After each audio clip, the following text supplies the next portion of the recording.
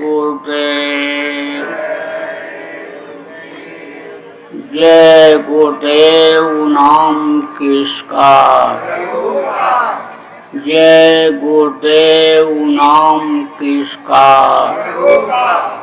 प्रभु का पावन नाम, प्रभु का पावन नाम। जय गुरुदेव। लेकिन जब रास्ता पाते हुए भी और रास्ते पर चलने का तरीका ना पाते हुए भी आदमी अन्य समझ के समय को अपने निकाल देता है तो अंत दुखदाई। कबीर साहब गोस्वामी जी महाराज ने कहा कि यह तन कर फल विषय न भाई और स्वर्ग और स्वल्प अंत दुखदाई। देखो, बहुत से लोगों को आखिर में बहुत दर्द होता है, तकलीफ होती है, बड़े मुश्किल से उसके प्राण निकलते हैं। यानी जो अपने इस शरीर के लिए ही सब कुछ करते रहते, खाने पहनने का इंतजाम करते रहते, घर मकान बनाते रहते, बाल बच्चों को भी पढ़ाते लिखाते कि 2 रोटी कमा करके बुढ़ापे में लाएंगे, खिलाएंगे शरीर को, जो इस शरीर के सुख के लिए झूठ भी बोल देते, बेईमानी भी कर लेते, चोरी भी कर लेते, रिश्वत भी ले लेते, कत्ल भी कर देते हैं, ऐसे लोगों को आखिरी वक्त में बहुत तकलीफ होती है। क्यों? क्योंकि यमराज के दूत उनकी जीवात्मा को निकालते हैं। अब जो नए लोग आए हो, कहोगे भाई जीवात्मा क्या चीज है, वो भी बता दें। आप बैठे हो, आपके शरीर में छुरा यानी चाकू भोंक दिया जाए, रोग है, और अगर जीवात्मा निकल गई तो शरीर को काट दो टुकड़े टुकड़े, पता नहीं चलता है। तो शरीर को जो चलाने वाली शक्ति है जीवात्मा है। यही गर्मी ठंडी हर चीज का बोध कराती है। इसके निकल जाने के बाद बड़े बड़े पंडित मुल्ला पुजारी फेल हो जाते, कौन सी चीज निकल गई, तो इसको यमराज के दूत मार मार करके, झोसा झोसा करके, कूट कूट करके अन्य आखिरी वक्त पर निकालते हैं। रिश्तेदार खड़े रहते, पड़ोस के लोग खड़े रहते, कोई मदद नहीं कर सकता है। बहुत से लोगों की सोच तो ये रहती है कि हमको कोई तकलीफ होगी ही नहीं, हमारे पास बहुत पैसा है और जरूरत पड़ेगी तो हम बढ़िया से बढ़िया अस्पताल में इलाज करा लेंगे। बात तो सही है, पैसा है और तकलीफ अगर हुई तो टेलीफोन आप कर दीजिए, पैसा जमा कर दीजिए अकाउंट में, और दरवाजे पर आकर के हेलीकॉप्टर खड़ा हो जाएगा और उड़ा करके ले जाएगा। दिल्ली ऐसा शहर है कि वहाँ पर अस्पताल के छत के ऊपर ही हेलीकॉप्टर उतर जाता है। अब वहाँ पर स्ट्रेचर लिए हुए खड़े रहते हैं कर्मचारी और उस पर लटा करके और ले जाते हैं कमरे में। ऐसे कमरे में ऐसी कमरे में पानी लटाते हैं ले जा करके, जिसमें एक तरफ से मशीनें लगी रहती हैं, सारे शरीर की जांच हो जाती है। डॉक्टर आते हैं और सब अपना अपना जांच का रिपोर्ट लिख लेते हैं। अलग अलग डॉक्टर होते हैं, दिमाग के अलग, किडनी के अलग, लीवर के अलग, हार्ट के अलग, पूरे शरीर के अन्य डॉक्टर होते हैं जो अन्य उसी में रिसर्च किए होते हैं, डॉक्टरेट होते हैं, वो अन्य समझ लो लिखते हैं पैसे के बल पर, और फिर बैठ करके मीटिंग करते हैं और मीटिंग करके दवा लिखते हैं।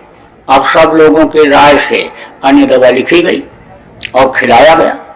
थोड़ी देर नींद आई, आधा घंटे के बाद फिर चिल्लाया, बहुत दर्द हो रहा है, बहुत दर्द हो रहा है, बताओ क्या करें, जल्दी करो, बुलाओ डॉक्टर, जान बचाओ। अब फिर डॉक्टर लोग आए, बोले विदेश से दवा मंगानी पड़ेगी। पैसे के बल पर विदेश से भी दवा आ गई, उसको भी खिला दिया तो भी दर्द नहीं गया। नींद का इंजेक्शन लगाया, थोड़ी देर नींद आई, फिर चिल्लाने लगा।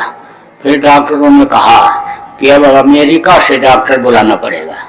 तो पैसे के बल पर अमेरिका से भी डॉक्टर आ गया। उसने कहा घबराने की बात नहीं है, अभी मैं इनको इंजेक्शन लगाता हूँ, 3 घंटे तो ये आराम से सोएंगे, जब थोड़ा सा सो जाएंगे आराम मिल जाएगा तब इनका जांच पड़ताल किया जाएगा। इंजेक्शन लगाया, जैसे 1 घंटा बीता तैसे फिर चिल्लाया, बुलाओ डॉक्टर बुलाओ। दौड़ करके आया, सोचने लगा कि भाई यानी बात क्या हो गई कि 3 घंटा 4 घंटा सोने वाला इंजेक्शन, सुलाने वाला इंजेक्शन यानी समझ लो कि 1 ही घंटे में जगा दिया। तो चलो दूसरा लगाते हैं। दूसरा लगाया, तीसरा लगाया, तो भी नहीं, दर्द गया। अब कौन सा इंजेक्शन लगवाओगे, कौन सा डॉक्टर बुलाओगे? तो मोटी बात आप ये समझो कि कर्मों का जो चक्कर होता है, कर्मों की जो बीमारी होती है वो दवा से नहीं जाती है। कर्मों की बीमारी को आने समझ लो भजन कटवाता है, संत की, सदगुरु की, उस मालिक की दया कटवाती है। तो मोटी बात आप ये समझो कि ऐसे अच्छे अच्छे डॉक्टर, अच्छे अच्छे ऐसे पहलवान बलवान ऐसे खड़े रहते हैं, वैज्ञानिक खड़े रहते हैं, लेकिन जब यमराज का मुख डर लगता है, पड़ता है, हड्डी हड्डी चटकती है, आंख की रोशनी खत्म होती है, आने समय लोग कान बहरा हो जाता, जबान तुतली हो जाती है, जब यमराज के भेजे हुए जमरूतों की मार पड़ती है, तब आने समय लोग की कोई सहायक मददगार नहीं होता है। तो यह शरीर तो यहीं छूट जाता है। तो इसको लोग क्या कहते हैं? मिट्टी। आप इतने लोग बैठे, अभी किसी के शरीर के ऊपर हाथ रख करके कहो कि यह तुम्हारा मिट्टी है, तो कहेगा नालायक कहीं के, मिट्टी बता रहा है। ये हीरा जैसी काया, देव दुर्लभ शरीर, और उसको मिट्टी बता रहा है। लेकिन मरने के बाद चाहे राजा का शरीर हो, चाहे महाराजा का हो, चाहे शेठ साहूकार का शरीर हो, सबके शरीर को लोग मिट्टी ही कहते हैं। और कहते जल्दी करो, ले जाओ जलाओ, नहीं तो मिट्टी खराब हो जाएगी। तो कहाँ ले जाते हैं? शमशान घाट पर। शमशान घाट भेजते हैं, कितना भी कोई बढ़िया से बढ़िया कपड़ा पहने हो, सोना चांदी हीरा मोती शरीर में पहने हो, लेकिन सब उतार लेते हैं। अन्य लोहे की अन्य अंगूठी तक रिंग भी अन्य हाथ से निकाल लेते हैं, एकदम नंगा करके भेजते हैं। लेकिन फर्क इतना रहता है कि जब पैदा होता है तो मुट्ठी बंधी रहती है और जाते समय हाथ खुला रहता है। अब मुट्ठी में ही सब कुछ लेकर आता है। क्या लेकर आता है? किसी से पूछो क्या लाता है तो पता है किसी को? सब कुछ लेकर आता है। 4 पदार्थ का तल ताकि अर्थ धर्म काम मोक्ष सब कुछ लेकर आता है। अगर समझ जाए कि हमारे पास सब कुछ है तो अन्य समय लोग फिर खाली हाथ नहीं जाता, फिर तो माला माल होकर के जाता है। देखने में हाथ भले खुला रहे लेकिन अंदर की दौलत उसके पास भरपूर रहती है, और नहीं तो अंदर और बाहर ऐसे ही खाली हाथ चला जाता है। तो जब पैदा होता है तो समझ लो कि ये यानी गर्मी और ठंडी इस कदर नंगे बदन पर बच्चे के यानी लगती है, चुभती है कि मालूम पड़ता सैकड़ों सुई कोई चुभ हो रहा है। तो बहुत दर्द, बड़ी तकलीफ। पैदा होते समय और मरते समय तो हड्डी हड्डी चटकती ही है। सहजोबाई ने कहा, सहजो मौत के समय पीड़ा उठे अपार, बिच्छू 60,000 जो डंक मारे एक साथ, जैसे 60,000 बिच्छू एक साथ डंक मारे, बदन में दर्द हो, ऐसा दर्द अन्य समझ लो मरते समय शरीर में होता है। तो अब आप ये समझो कि पैदा हुए तब रोए, दूध नहीं मिला तब रोए, जब छोटे बच्चों से खेलते समय झगड़ा लड़ाई हुई तब रोए, स्कूल जाने को हुआ तब रोए, पढ़ लिख करके नौकरी काम नहीं मिला तब रोए, शादी नहीं हुई तो रोए, शादी हो गई तो रो रहे, बच्चे नहीं हो रहे तो रो रहे, कई बच्चे हो गए तो रो रहे। जिसके पास रुपया पैसा नहीं है कहता धन हो जाता, रुपया पैसा हो जाता, बड़ा आदमी बन जाता, रईसी देख लेता क्या चीज होती है। लेकिन जिनके पास ज्यादा है, बड़े बड़े अरबपति सेठ लोगों को नींद नहीं आती, रात को नींद की गोली खाते हैं तब नींद आती है। और जब नोटबंदी हुई थी अभी तो एक गोली खाने पर सेठ को नींद आ जाती थी। तीन गोली खा गया तो भी उठता बैठता चारपाई पर, कभी लेटता, कभी बैठता, कभी टहलता कमरे में। 3 दिन हो गया नींद जब नहीं आई तो घर वाले डॉक्टर के पास ले गए। बोले डॉक्टर साहब नींद नहीं आ रही। अरे बोले तो नींद की गोली तो सेठ जी खाते ही थे, खिला दिए होते। बोले 3 खा गए। लड़के ने कहा साहब डॉक्टर साहब चौथी गोली खिला दें। बोले चौथी गोली खिला तो दोगे, सो तो जाएंगे लेकिन उठेंगे नहीं, फिर तो ये सोते ही रह जाएंगे। बोले 3 ही गोली बहुत हो गई, ओवरडोज हो गया।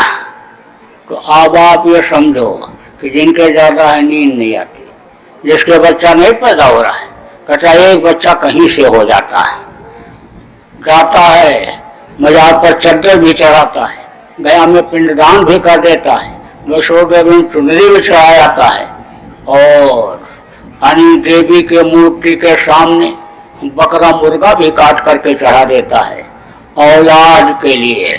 बताओ कितनी गलती करता है, जीव हत्या करता है। अनी किसके सामने? अनी अनबोलता देवता के सामने। वही अनी पत्थर की मूर्ति आदमी ने बनाया और जिसको मान्यता दे दिया कि ये देवी हैं, वही देवी अगर तलवार लहराने लग जाए तो डर के मारे कोई जाएगा वहां अनी चढ़ाने के लिए? कभी भी अनी बलि नहीं चढ़ाना चाहिए, लेकिन वो भी कर देता है। और इनके 4 लड़के हो गए।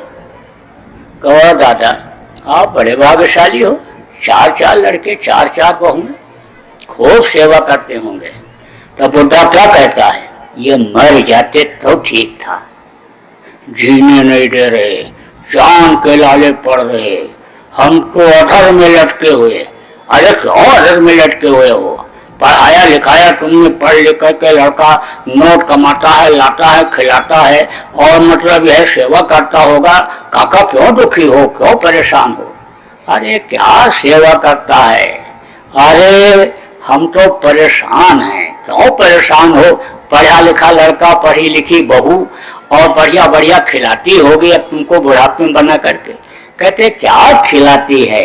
खाती रहती है, बनाती रहती है। पूछो कि क्यों ऐसा करती हो, तो कहती है टेस्ट करके बनाती हूँ कहीं खराब न हो जाए। अरे उसकी माँ ने तो सिखाया ही नहीं रोटी बनाना, बस पढ़ाती ही रही, पढ़ाती रही।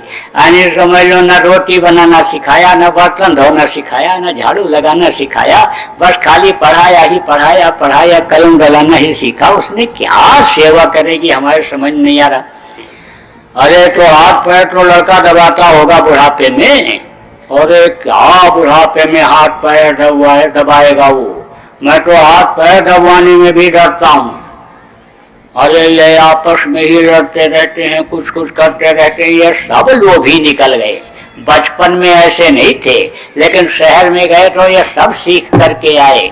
सबकी नजर हमारी धन संपत्ति पर ही है, सब यही चाहते हैं। बहुएं ये चाहती हैं कि तिजोरी की चाबी हम ही को मिल जाए, सास मरे कितना जल्दी खाली करे। तो हम क्या करें, डर के हमारे पैर नहीं दबवाते हैं कि कहीं पैर दबाते दबाते गला न दबा दे। तो कोई सुखी है? सब रो रहे हैं। इतने आदमी बैठे हो, अभी पूछा जाए तुम्हारे घर में झगड़ा तो नहीं होता है? कोई नहीं हाथ उठाएगा। सब क्या झगड़ा? अब कुछ घर तो ऐसे हैं जिनके यहाँ रोज झगड़ा होता है, और आप न पहचान पाओ तो मैं बता दूंगा, चैलेंज के साथ बताऊंगा, झूठ हो नहीं सकता। यह भी बता दूंगा इनके घर में कोई न कोई बीमार ही रहता है। तो बीमारी साथ नहीं छोड़ रही है, लड़ाई झगड़ा साथ नहीं छोड़ रहा है, बरकत खत्म हो गई, 10 कमाते तो भी नहीं पूरा पड़ रहा है। तो इसका क्या कारण है? कारण यही है कि रहना खाना पीना तौर तरीका यानी सीख नहीं पाए, और शरीर के लिए ही सब कुछ करते रहे, अपनी आत्मा के लिए कुछ नहीं किया। और आत्मधन को अगर इकट्ठा कर लो तो फिर यह धन यानी कि कोई कीमत ही न रह जाए। अब आप कहोगे सोना दे दिया जाए? हाँ दे दो। तो सोना दे दो, कहोगे कितना दे दिया जाए? अरे अपने हिसाब से मांगोगे। कोई कहेगा चलो 1 छटा दे दो, कोई कहेगा पाव भर दे दो, कोई कहेगा किलो भी दे दो। जो बहुत ज्यादा वो होंगे, समझदार होंगे, कहेंगे 1 कुंटल 2 कुंटल दे दो। लेकिन कहा जाए आपको कोई पत्थर दे दिया जाए तो कोई पत्थर लेकर क्या करेंगे, हमको तो सोना चाहिए। लेकिन एक ऐसा पत्थर भी होता है कि जिसको लोहा छुआ दो तो सोना हो जाता है, उसको पारसमय पत्थर कहते हैं।